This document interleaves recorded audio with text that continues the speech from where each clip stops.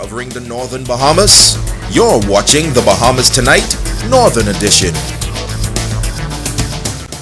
Welcome back. The Grand Bahama Children's Home is now into its 40th year. For 4 decades, the home has been helping displaced, abused, and abandoned children on Grand Bahama. Operators of the home maintain that public assistance remains a critical factor in the facility meeting its mandate. Kimberly Mullings reports. The Lions Club is one of the sponsors of the Grand Bahama Children's Home, and Executive Director Sheila Johnson-Smith was invited to a meeting to speak about the work they do in the community. The new Grand Bahama Children's Home was established in the early 1980s when Lady Henrietta St. George became the chairman and patron. To date, on average, the home costs about $500,000 to run. However, the Executive Director says they're only receiving some $190,000 annually from the government and gets by on donations. My children need attention. My staff do the best. They're awesome. They do the best that they can with the little that we have to offer them. We have 25 children in the home.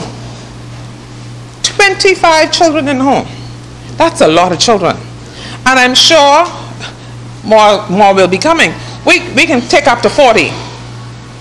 But it's a very difficult thing because if we don't get donations, we can't survive.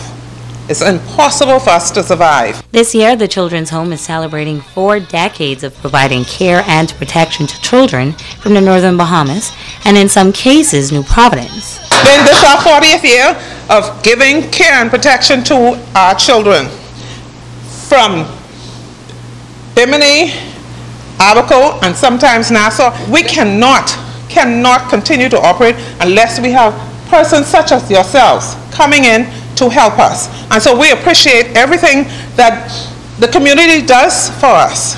You know, I keep telling people that home can't operate on air. So when you bring us a can of corned beef, a tin of milk, we don't have to buy it. The Executive Director added that members of staff seek to provide a place of safety for children who've been abused and neglected, and admits that it isn't easy to do. We make no decisions where the children legal aspect is concerned. That is all social services. Where if the children has to be sent to Nassau, that is social services. All we do is give them lots and lots of love and care. One of the things that we say we want to do always is create good memories to replace some of the bad memories those children have. Because I can tell you, Grand Bahama has some situation with some children, it's unbelievable. I understand parents coming to the home very upset and angry and all that, but I have to keep saying to them, we did not remove your children. We only care for them. We care for your babies. We care for your toddlers. We make sure they eat properly, they have their uniforms, they go to school, and they have everything that we can possibly give them. Kimberly Mullings, ZNS Network News. In other news, the Blood Donor Society of Grand Bahama raising awareness of the need for more voluntary blood donors on Grand Bahama. The organization officially launched its island-wide donors register in the foyer of the Rand Memorial Hospital this past week. President Ladidra Marsh is encouraging all residents to do their part in this life-saving initiative. Blood donors are the key players as they donate life-saving gifts to persons in need. While we have the champion donors who voluntarily and regularly donate blood, to whom we are genuinely grateful, there is still the need to enlist more, as the pool is sometimes strained.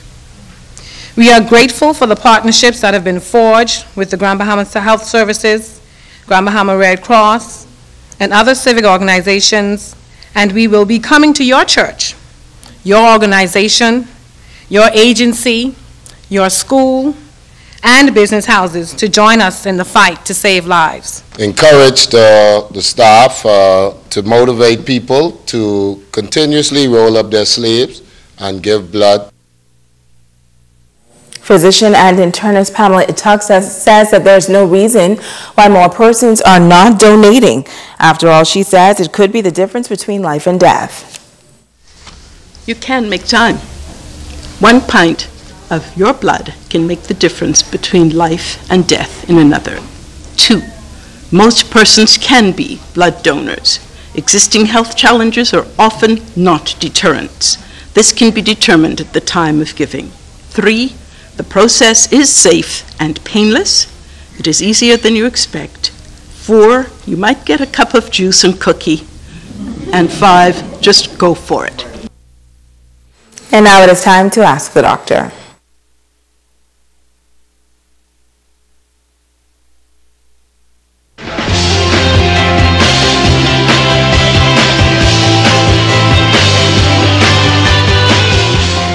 This is Ask the Doctor. Michelle P. from Freeport asked this question. I'm losing my hair, doc. Why is this happening? Thanks for your question, Michelle.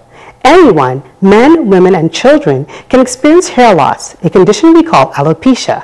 When the hair loss occurs from the scalp, we call it baldness or balding. Hair loss can appear in many different ways, depending on the problem that is causing it. It can happen suddenly or gradually and may only affect the scalp or in other cases the entire body. Alopecia can be genetic, meaning it runs in your family. Medications like those used to treat arthritis and certain medical conditions such as high blood pressure, depression, heart disease, cancer, thyroid disease, scalp infections, or a compromised immune system can all result in hair loss. And all are invited to join the Seagrave community in a prayer service this and every Wednesday morning at 5 a.m. at the Seagrave Park with the theme, Saving Our Community. Stay with us. Ricardo Lightborn has a check on sports when we return.